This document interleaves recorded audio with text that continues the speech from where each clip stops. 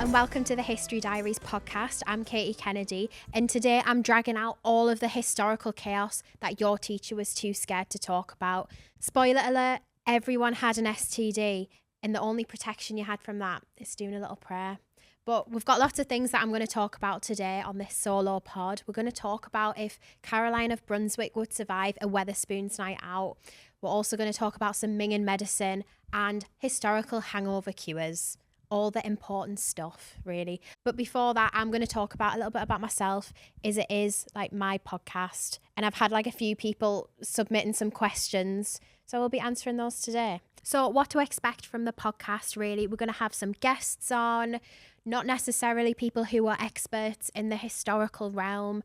We're going to have a little bit of a chat, touch upon some history facts, have a little bit of banter. It's going to be good. It's going to be good fun. But I've wanted to do a podcast with the fellas for like so long. Like, I think, honestly, since I started the history gossip, I'm not even taking the piss. Like, I've wanted a podcast. So this is really surreal and really weird because I've had like renders of this set on like a WhatsApp chat for months, and now it's in real life and I can touch things, and it's like really weird. So I'm very grateful for it. I'm really, really excited about it. But I mean, I started the history gossip like third year of uni. So like it's coming up to like 2 years ago, which doesn't even feel like that long ago. Like I just started posting videos on TikTok, and I had no idea where it was going to go or what was going to happen, really. I remember I was like really serious at first, and I was just like, right, I need to say the facts how they are. I need to like, you know, be very like professional and talk about this, and I need to hold back my accent because no one's going to take it seriously. And then once I started like chilling out and just, I think I did a video and it was like, were the Tudors clapped? Because I just stopped like giving a shit, really. Like the views were all right, and I was just like, right, if I just like take the piss a bit, like I'll see where it goes. And it went really well. And then I did the Was Anne of Cleves and Minger video, and it's just like gone from there. And it's just so weird that I've now got a podcast and I'm like chatting shit. So it's really weird. But yeah, it's going well. I'm happy with it. But I'm still at uni. I'm at Oxford at the minute. No one please come find me and stalk me, please. I'm doing 18th century history. I'm studying like, you know, when you have to do a degree and you have to do like really like niche stuff. So like for my dissertation, I'm doing it on like the fan making industry, which sounds like quite boring. And it is a little bit like, but if you ask like any of my Oxford professors, I'm like, wow, this is so much fun. I'm really enjoying Oxford and studying about fans. But it's nice. It's really surreal being there as well. It's really good. But I feel like I don't even have like an area of expertise neither. I'm just like, I feel like a jack of all trades with history. Like I'll just like know like random bits, and then I'll like slag off Henry VIII or something, like, and then it's, people love it. So I really like I really like talking about like random bits of history.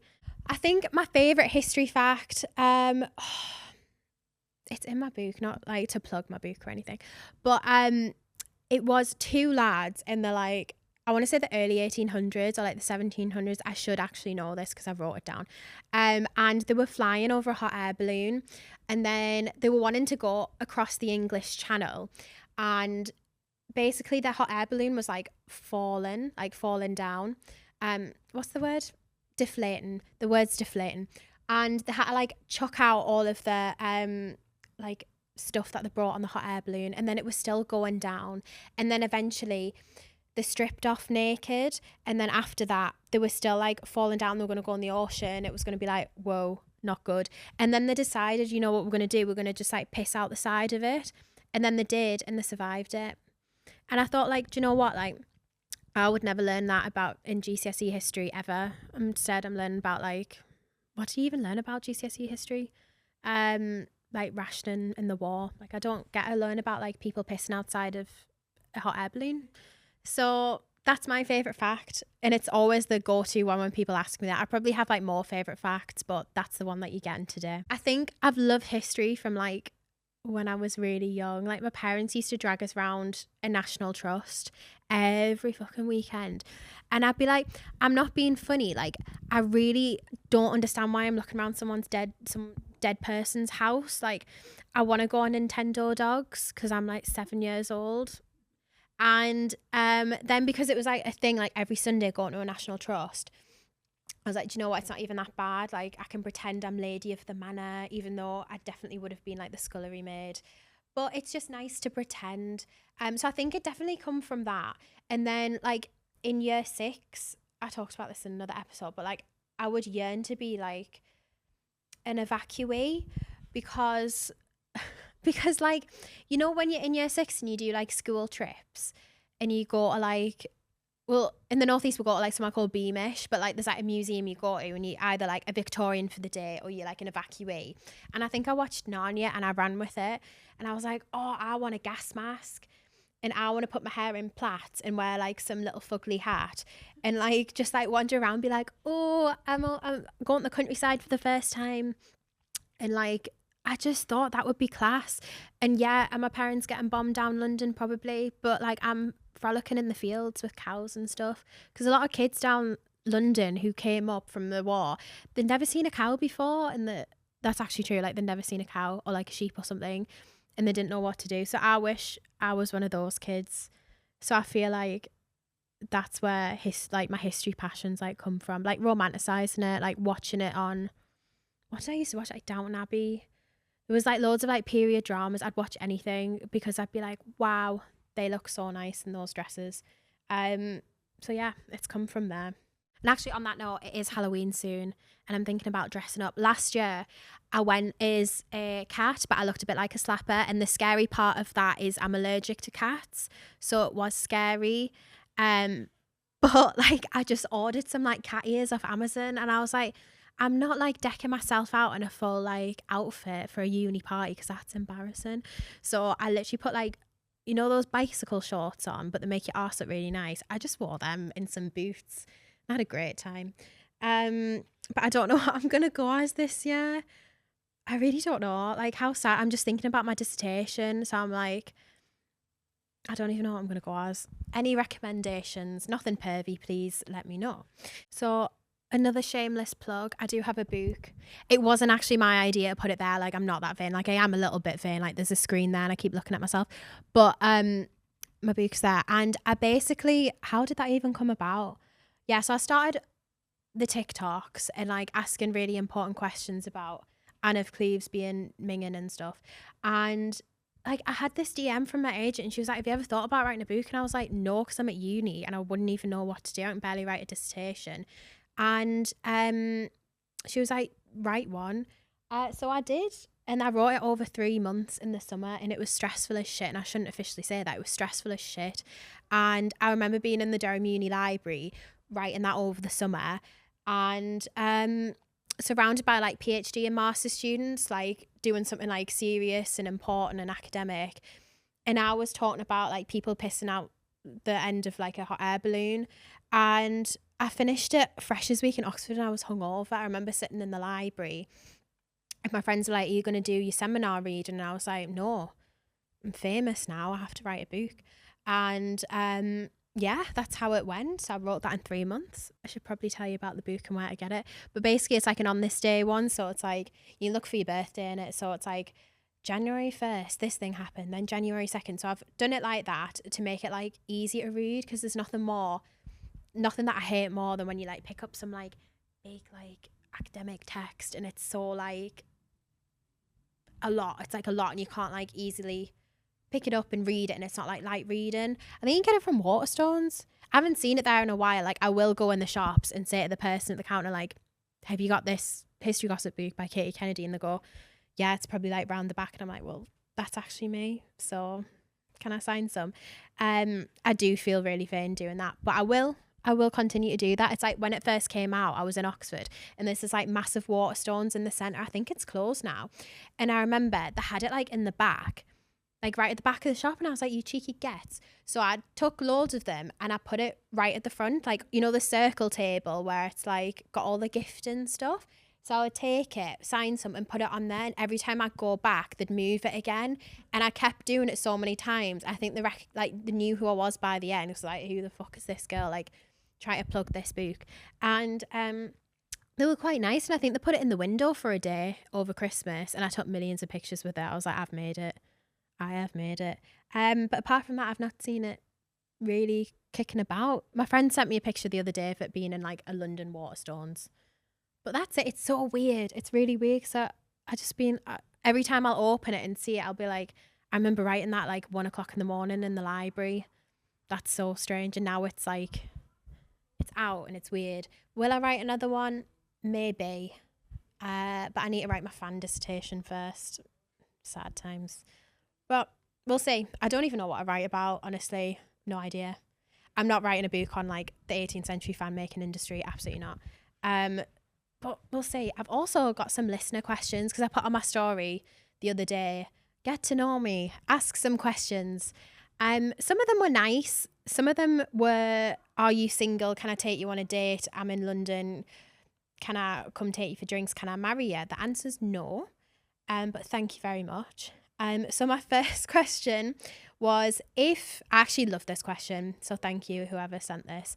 If Henry VIII was a meal deal, what would he be and why? And I thought, you know what, that's so like insightful and intellectual, so thank you for sending that.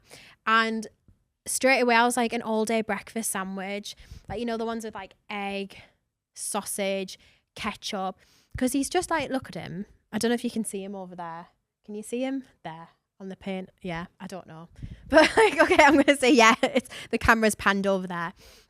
Like, look at the state of him, bless him. He looks like an all-day breakfast person, like with loads of ketchup and brown sauce. And I said for a side, he'd probably have an egg because he looks like, I don't know, or pepperami or something. He'd probably get a side and an extra side, like a pepperami. And I think, I don't know, as soon as that question was sent, I was just like, egg. Because he looks like you would smell of it. Like his leg, like absolutely stank of like, oh, what was it? What's that thing called? Gout. He had gout. So yeah, I thought he'd have an egg because like when you open an egg, like the packets are absolutely hung, and he had like a gammy leg, and he was in like this jousting accident. He was quite fit, and then there was an accident, kind of fucked him up a bit, and he had this like minging leg for the rest of his life, and it was ulcers. Not good. And apparently you could smell it from like from the other room. So imagine if you were shagging that, you were up close and personal. Yeah, I couldn't be arsed. So he looks like all day breakfast, an egg, a pepperami, and then probably like a monster drink or something. He gives off that vibe, like just like, you know, like scruffy behaviour. Anyway, so that's him. So thank you for that question. What would mine be? I think mine changes all the time. I think like I like to go quite like fancy with it. Like on the Tesco meal deal, you can get the one that's like £5 on the club card, and it's like the posh one. So I like to get the, what's it called? Pasta with spinach. Spinach. It's got spinach in it. It's got like mozzarella in it, and it doesn't taste as processed as the sandwiches. Or I like the what's it called? Prawn. I forgot my words today. I like a prawn sandwich, so I'll have that. I'll have like the popped crisps, the barbecue flavour, or I'll have the Marvelous Creations Cadbury bar, because I think it's so exciting to have like the jelly beans in the chocolate, and then it also pops, and it's like, wow, a whole different experience in my, I was going to say in my mouth, but no. And a bottle of water, because I don't like fizzy pop. This is actually really embarrassing. I don't like fizzy pop. I think it makes my tummy go funny, and it makes my eyes water for some reason. So I'm not one for fizzy pop, so I'll just get water with it, like a boring bugger. Next question. Oh, the amount of times I've had this question when I was asked this, it's actually a joke, is will you marry me? No. And then I had one said, what's your body count? And my answer to that is I almost ran over a frog once, but I wasn't driving. It was my mum's friend who was driving. So technically 1. What is your historical specialism? Slagging off dead people. Thank you.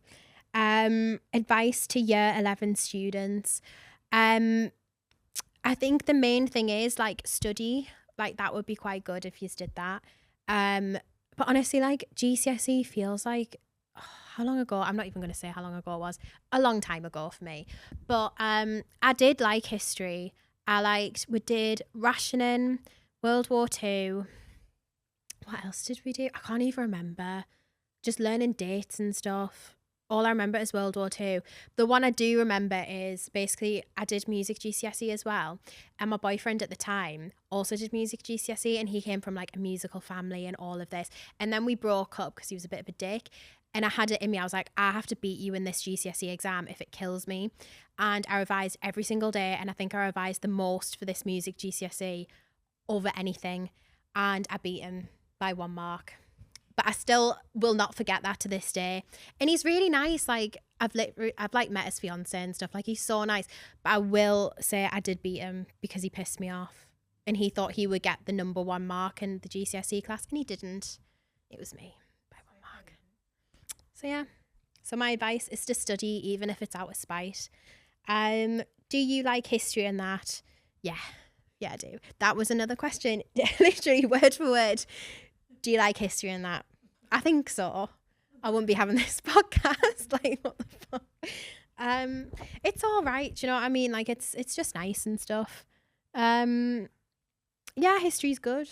You're incredible. I wish you were real. Thank you. Thanks, great. How's Oxford going for you? Oh, it's going. It's certainly going. If you are watching this and you are my lecturer, I love learning.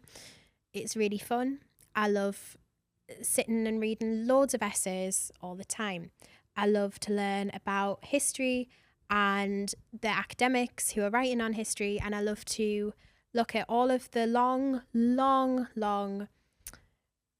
articles that they have written and analyse them. It is my passion and I love it. But a normal week for me at Oxford, honestly, like I feel mainly sorry for the undergraduates because they are doing an essay a week.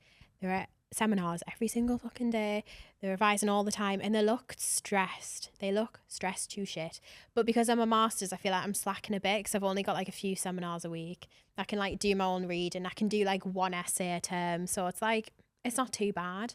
But like, it's all right. I feel like all they do is just like, even Freshers Week, like everyone was sat in the library doing the reading. And like my undergraduate was at Durham and it's still like quite academic there, but it's like a completely different level at Oxford. It's just weird. Like, it's just like Nikki people on steroids. And like, I do love, like I absolutely love going there. I feel so lucky. And like when I applied, I honestly, genuinely, I did not think I would get in at all. I sort of applied on like a whim, like, oh, you know, I'll apply and I'll see what happens. And if I don't apply, I'll regret it.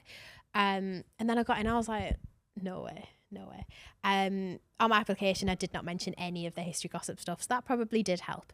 But it's just weird. Like I remember like every time I like go out the pub with like friends or something, the conversations get like really academic, and it's, you know, like when you expect Oxford people to be super geeky, they are. So like I'll go to the pub and like there'll be people that I'll just start talking about like really niche stuff. Like, who do they talk about? I don't even know. Like, I'm so lost in these conversations because they'll study for ages and ages and just like talk about stuff, and I'm just like, oh my god, can we not just have a normal conversation? Like, they have never seen Love Island. They do not know what that is.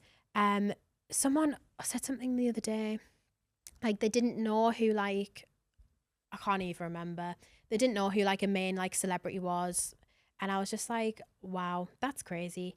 But apart from that, they're really nice. Anyway, contrary to popular opinion, I actually like your accent. Thank you. That's really kind. Someone, when I put this question up, asked if I was a southerner, and I'm pretty sure they were rage baiting me, but that really pissed me off. But yeah, thank you for liking my accent. I used to be quite like, not ashamed of it, but like a bit like, oh, in case like people didn't understand what I was saying or what I was talking about. And I think that's, I don't know, I think that's like going to Durham Uni, like, because everyone like is from like the same area in Surrey.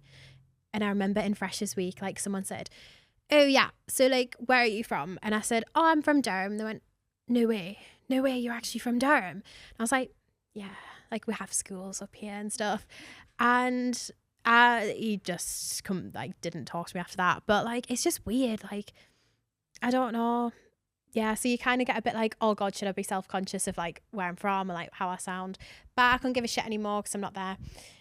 And yeah, Durham was a weird time. I remember sitting in Freshers Week and I was in this girl's room and all of them must have gone to like the same type of schools. Nothing wrong with that, do you know what I mean?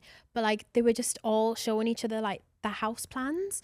And like one guy had like a swimming pool and all of this. And he was just like, yes, this is my house plan. And I was just like, what? Like, you know, like the floor plans. He was just showing us that.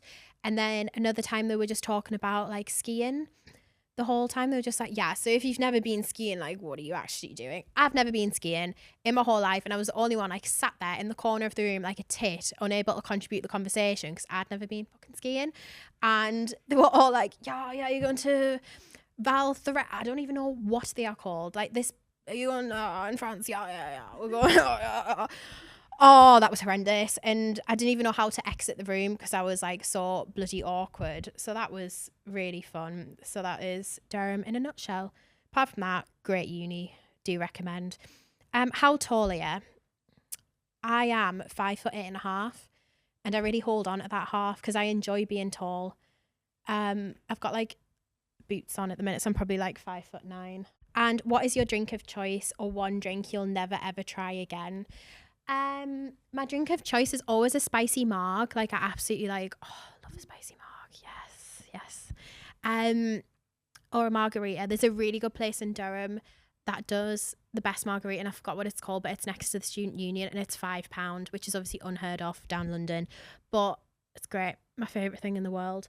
And one drink I'll never try again, which is actually being so ironic, tequila, because when I was 17, I was quite thick, and I thought like, if I go on a night out, I don't want to have cocktails or like anything because it's just wasting time and it's taking longer to get drunk. If I'll have like a vodka lemonade, I'm just like, let's go straight to the point. So I would just have like tequila shots on a night out, but I'd only be going to like Wetherspoons, so it's fine. So I'd have that for like, I don't know how many I would have, like 10 or something, and then I would do that every like weekend. And then now I can't drink tequila by itself because it makes me want to like die. I did that with Jaeger bombs as well. In the Durham Wetherspoons, I would have like Jaeger bomb after Jaeger bomb, and then I would just like chun in the toilets, so I couldn't have Jaeger bombs for a long time, and it was actually really sad, especially when it was like 3 for, I don't know, a fiver or tenner or something. But I've got over myself now and I can have them again, so it's really happy days. So yeah. Would they survive a spoons night out? I think it's really important questions to ask. Like, I don't understand why none of the Oxford academics are asking these questions, but I am, and I am technically an Oxford academic, like really kind of holding on by a thread. Anyway, so if you don't know who Caroline of Brunswick is, you should. But I absolutely love her. She was shipped over and made to marry George IV. And basically they didn't get on. He called her a bit of a munter and she was like, well, you're like house end anyway. And they never got on. Eventually they divorced, sorry for a spoiler. But everyone actually really liked her, like the general public. Like everyone was obsessed with her, apart from her husband. I think he was jealous. I think he was just a bit of a dick, to be honest. So I want to work out if she would have been like a massive lightweight. Would she have been kicked out by the bouncer? Would she have got with someone in the smoking area? Hopefully. So yeah, let's have a little look. So yeah, she was born a German princess and then made to marry her cousin. Shock horror, marrying her cousin. Fucking hell. George, Prince of Wales, who then became George IV. Okay. So the marriage was a bit of a disaster from the start. I think they must have bigged her up and gone, oh yeah, she's an absolute worldie, she's an absolute 10. And she came over and he was like, oh, not keen on you. So George disliked her immediately, called her vulgar, unhygienic, saying like, why are you walking around in manky knickers? And basically, you know, it's sort of like, you know, when a lad tries to get with a lass and she's like, you know what, I'm not actually that keen. And he goes, well, you fucking munted anyway. Don't even like you. It's probably a bit like that. So he even tried to prevent her becoming queen as well. Like, he was a bit of a salty bastard, wasn't he? So how do I even compare that to a spoons night out? So let's say it's the prees. Caroline, bless her, she's sat with her friends, having a Smirnoff Ice. Things are getting a little bit crazy. You know, now he's rocked up to the prees. She's like, no, I'm not having it.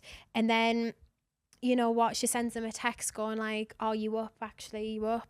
And then, so it's sort of like toxic from the start. They don't really like each other. They probably like a bit of an argument. Hey ho. So Caroline, however, because he was like slagging her off all the time, she became a bit of like a, you know, a public figure for like sympathy. Everyone was like, oh, bless her cotton socks. He's a bit of a dick. She seems quite canny. So we're like, yeah. And then Caroline must have lapped that up a little bit. A lot of the general public saw her as like a wife who was wronged by a bit of a prick of a husband. So, you know, at least the public liked her, but never mind. And what I heard was when they got married, they only shagged twice, and that was on the wedding night. And so it must have been literally like pump squirt, like I can't, like I'm not having this. And they did have a daughter who was Princess Charlotte, who became Queen Charlotte, like in Netflix, Bridgerton. So it's kind of crazy how it all works, like lineages and stuff. Anyway, so she lived separately from George. There was a lot of scandal, a lot of affairs, even an alleged illegitimate child. And basically that was bollocks, and that was made up by this woman called Lady Douglas and her husband, Sir John.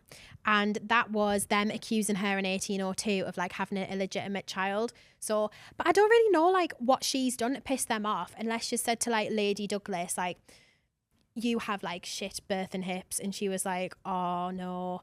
And then, you know, they started this beef. I really don't know. I wasn't there. But basically that wasn't true. She did have a child. She adopted a child. But she didn't have any like secret like shag behind the bins or anything.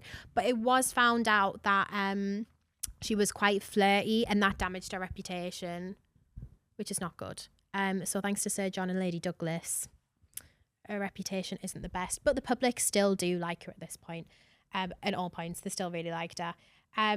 So it's sort of like, you know, like when you get into Spoons, you're finally in, you're having a good time. You've had some of those, like, you know, like the Skittles ones, like the drinks, the Skittles vodka things. I like them because they look like multicolored and stuff. They don't taste very nice though. But it's like you get in there, you're having a good time, you're in the smoking area. You're chatting to some lads going, oh yeah, can you get me a Jaeger bomb and I'll like give you my Snapchat.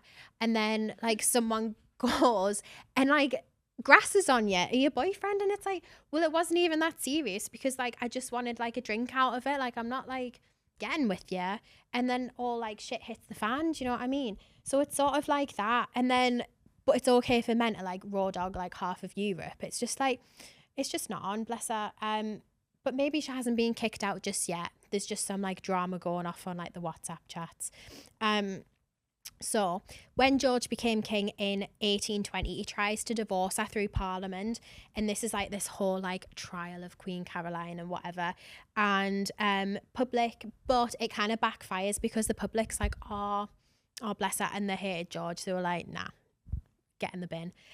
So it's sort of like, you know, a fight in the smoking, it literally is. Everything seems to happen in the smoking area in a Spoons. Like it's like a fight, like George, well not George, but yeah, like George and Caroline just having it out. You know what, they've just had too much to drink. They're having a bit of a beef, they're having it out. And the public like Caroline, because she looks dead nice, she's got a misguided dress on and everything and her heels on. So everyone's supporting her. She returns to England to reclaim her title as queen, but then George, being a little dick, bans her from the coronation. Like, why would you do that? Like, that's actually so embarrassing. Like, at least in public, like, pretend to be like a couple, because it's just like, if anything, like, it just shows that the monarchy's unstable, like, from an actual like analytical standpoint. So like, you're not doing yourself any favors, Flower. Anyway, so for this, it's sort of like if Caroline gets kicked out from Spoons, George is like, has the last word, say, oh, well, she like threw up everywhere. She gets kicked out. Then she just like waltzes back in again. Like, have we all been there? Yeah. Have I been kicked out somewhere and tried to get in? Yeah. Yeah, I have. I can't remember. I'm not even going into the details of that, but I did get kicked out. And then because there's like a gate, there's like loads of steps and there's like a gate. Like I literally just like got like, what's the word? Toppled over the gate and I got back in again. You have to do what you have to do. So I feel like she probably would have done that just like Gone like, well, sod yeah, I'm just going to go back in again. But you know what? She didn't even let it get her down. Even if her husband was being a bit of a narky twat, she still survived. She still thrived because she had loads of affairs, rumoured affairs with this Italian servant called, I can't even pronounce that, Bartolomeo Perugami. I've butchered that. I'm really sorry to all of the Italians. And she loved nothing more than a public scene. So I feel like even though our lad's pissing her off, she's the type to sit down, put a table number on her Instagram story and go like, look, can you get us a free drink and whatever. Yeah, she might get the odd like mushy peas, carton of milk or whatever. But I feel like the lads will pull through and get her like some strawberry woo-woos. So I think she's fine, do you know what I mean? Like, she doesn't need George. It's just like weighing her down at this point, because what really pisses me off is that George is like, I'm not having this. Sorry, I'm going to divorce you now. Probably not just because he just doesn't like her in general, does he? So he divorces her, finds this fancy woman from wherever. He goes, oh, I'll get a bit of that. I'm going to have to divorce my lass now. And he divorces her, takes her kid away from her, Princess Charlotte. So she can't see her kid apart from like one supervised day, like in the park or something. And bear in mind, these people are super, super wealthy. He divorces her. Do you know how much he gets? Do you know how much he gets in the end? 1 shilling. Don't know what that is in today's money. Probably like 5p. Couldn't even buy a Freddo. Do you know what I mean? So she gets 1 shilling. Like, that's mortifying. That's actually mortifying. Like, for her, obviously. But like, just for him, it's just like taking the piss a little bit. So, oh, bless her. Bless her. But you know what? She's still powered through. There's rumours that she danced with her tits out in Italy as well. So I just think she was a good time. Like, she get on that tables as soon as it turns into a disco spoons, ABBA blasting. She'd be on the tables dancing. And I think, do you know what? Good for you. Good for you. You've been dealt a shit hand, and you've just embraced it and you ran with it. Yeah, there's rumours that you have like manky knickers, but you know, you win some, you lose some.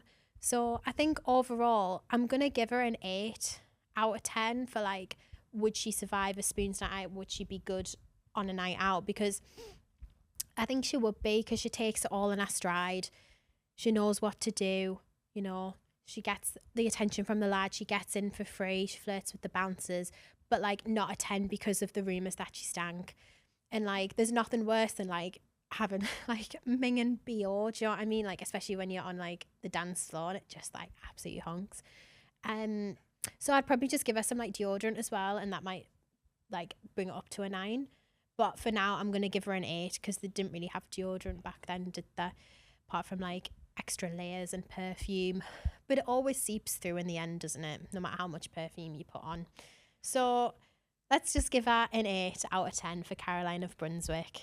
So the verdict is, let's go through it. She's bold, she's stubborn, she's flirtatious. She has strict parents, but she's quite rebellious. I like that. She's getting with people. Like, she's living her life. She's living her life. She's not being a little housewife, sat in the drawing room, doing her little like needle and what's it called, embroidery. No, not a chance. You know, she likes a heated discussion. She will beef back with George, because when she found out that he called her like not the best looking, she was like, well, you're literally like, she like tubby ass. And she did say that, not those words, but she said he's like not as slim as what the portrait was. And you know, not even slamming the gates of Westminster can keep her from a good night out. So 8 out of 10 for Caroline. Minging medicine. So keeping on the theme from spoons night out, having a bit of a drink, I thought we'd discuss historical hangover cures. I say this, like, I haven't drank in so long, this is actually embarrassing.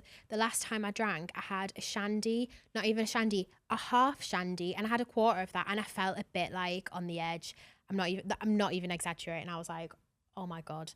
So that just shows how sad my life has become. Anyway, so historical hangover cures. Let's have a look. Okay. So when I'm hungover, I usually just like try and sleep it off. I'm quite sensible about it. I'll get a Deliveroo. When I was in Oxford, I used to like get a Deliveroo. I've discovered gales. Like, I know this is actually like crazy to some people because we don't have it in the northeast. I've discovered gales and it's class. Honestly, it is so overpriced, but it's so good. I'll get a matcha. I'll spend like £10 on a matcha and like some bread with egg on it. Oh my God, I love it. And like a bit of avocado. I think I'm allergic to avocado, but I still have it. So I'll order that on Deliveroo. I'll get a matcha with extra matcha and like some like punsy, like, you know, those like shots, like what they're called, like they've got like ginger in or something, but you get them from M&S for like £3 and it's like so overpriced. I love that. I feel like I've really embraced the like southerner life. So if I was a Roman, I would be having, oh, you Jordan, raw owl eggs or a fried canary. The eggs were believed to soothe the stomach and restore balance after wine. I don't think that would, if I'm being honest. No, that's not for me. Because like when I wake up, I'll be like, oh, I'm actually fine. And then I'll get up and I'll feel like dizzy and like I want to be sick. But I'm never usually sick.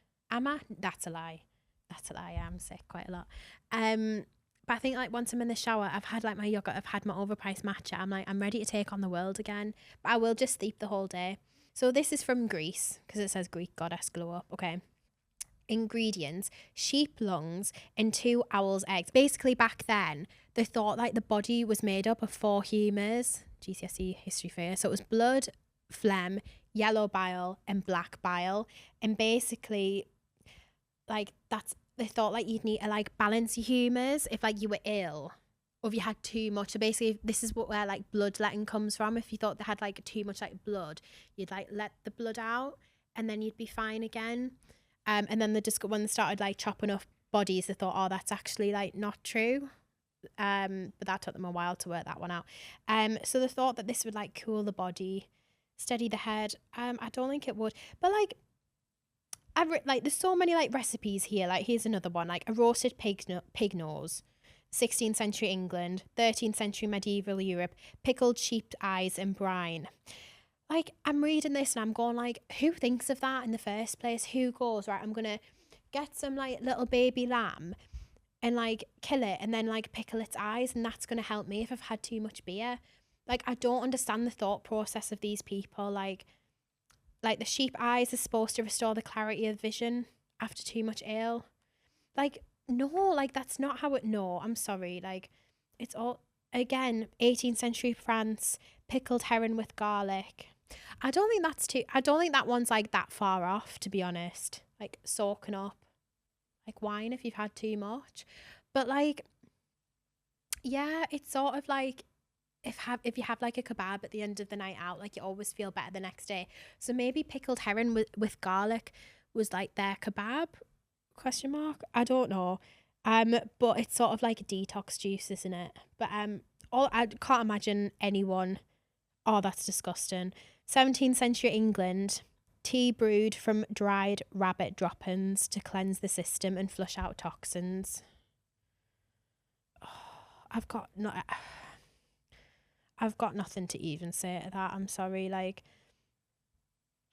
who looks at rabbit shit and goes like, oh yeah, let's brew some like tea? No. This is why they all died. This is honestly why they all died at like 20 odd.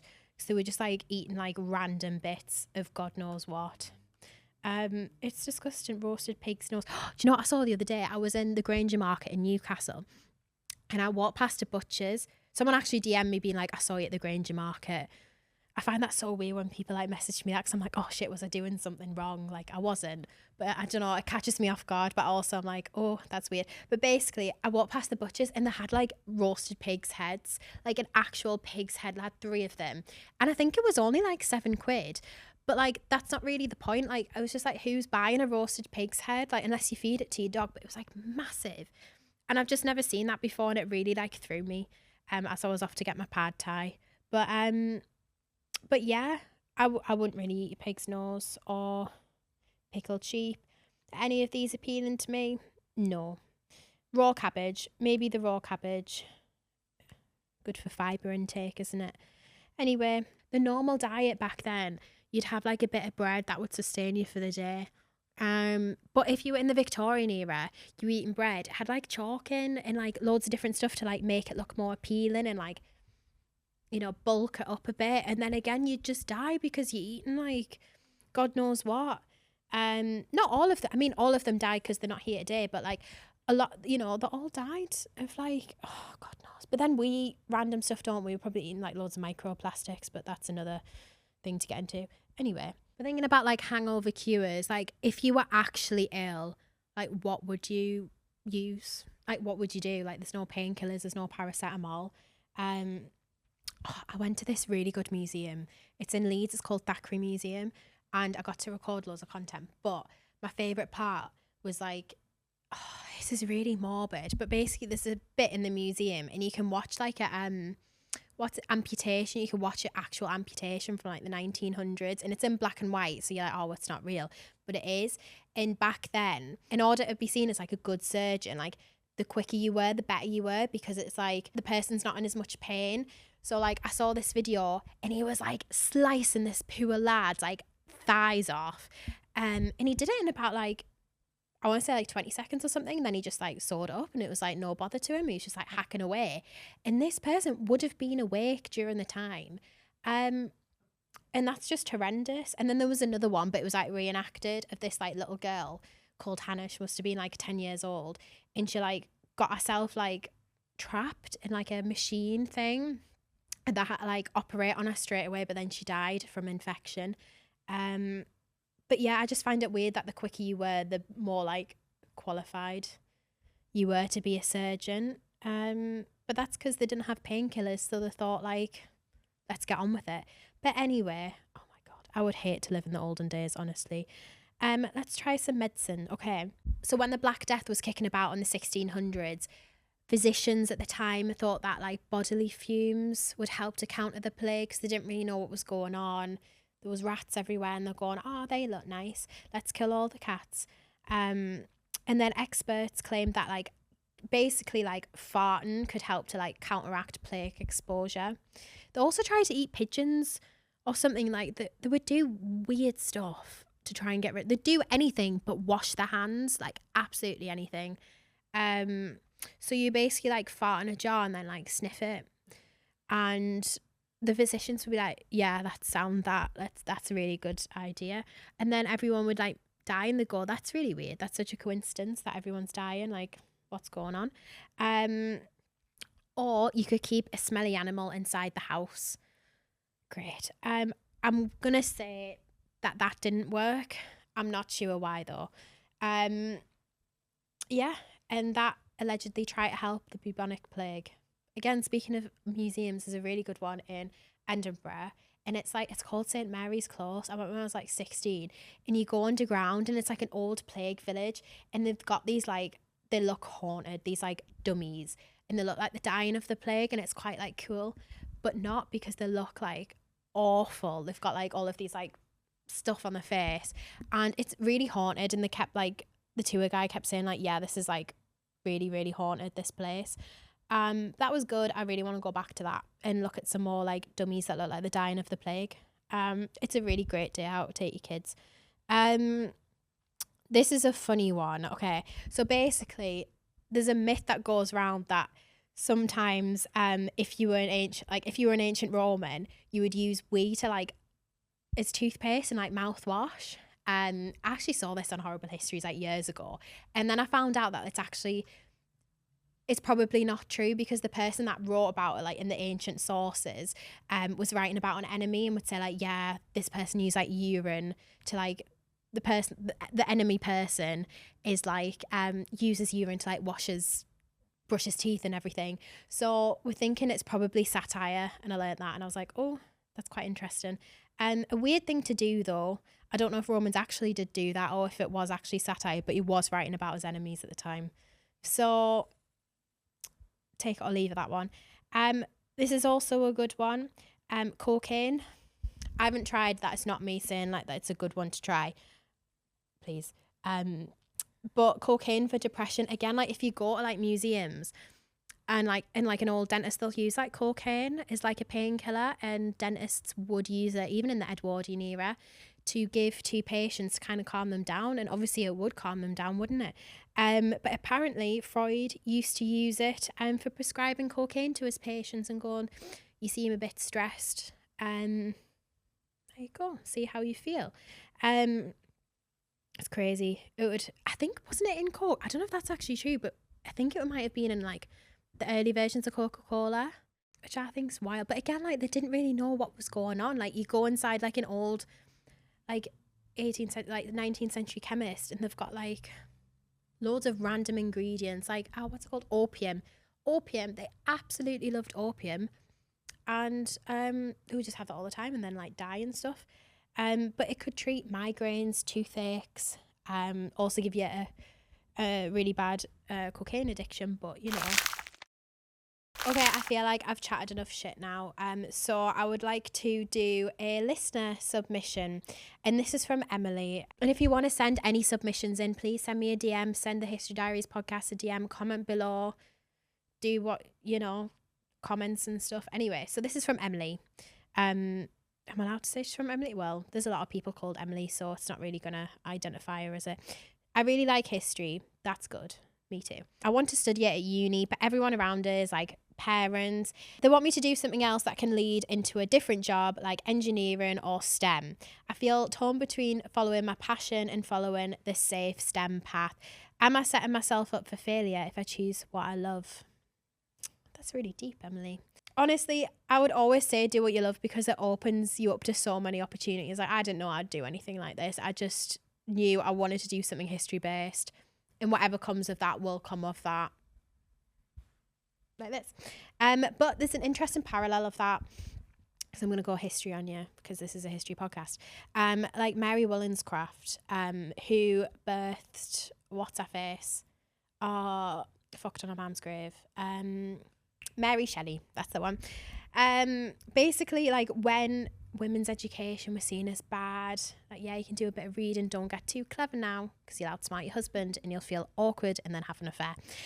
So basically she loved to learn. She was reading all the time. She was like an early feminist really. She wrote this book called The Vindication of Rights of Women, of the Rights of Women, and that was published in 1792, and it was basically like, you know what, I think women should have rights. And that was like really controversial because it was like, but shouldn't they be like sitting at home though? And it's like crazy. So she just thought it should be important that women should be educated, and she sort of went off on her own, like, you know, she wrote about what she believed in, she studied, she did everything. She didn't listen to any of the haters or whatever, but society that did mock her and the ridiculed at her. Society did mock her and they ridiculed at her at the time, and they were like, what do you think you're doing, thinking women deserve to have like independent thoughts and opinions and stuff? That is obviously really bad. We should never let that happen, which is obviously so true. But they called her like unwomanly. They said you know, that she was just chatting like a load of like bollocks really. But yeah, sort of like what I said before, like you should just study what you want to study because you enjoy it. And I think if you do that and you're so determined about doing something you love, like something will follow through. Obviously it's important to like think about a job as well. You have to feed yourself, do you know what I mean? But yeah, study history. Like there's so many jobs in history. Like so many people I studied with at Durham, like they've gone into like doing completely different things because a history degree, like it's transferable skills and all of that like language that they like to go on about, like transferable skills and all of this stuff that you learn.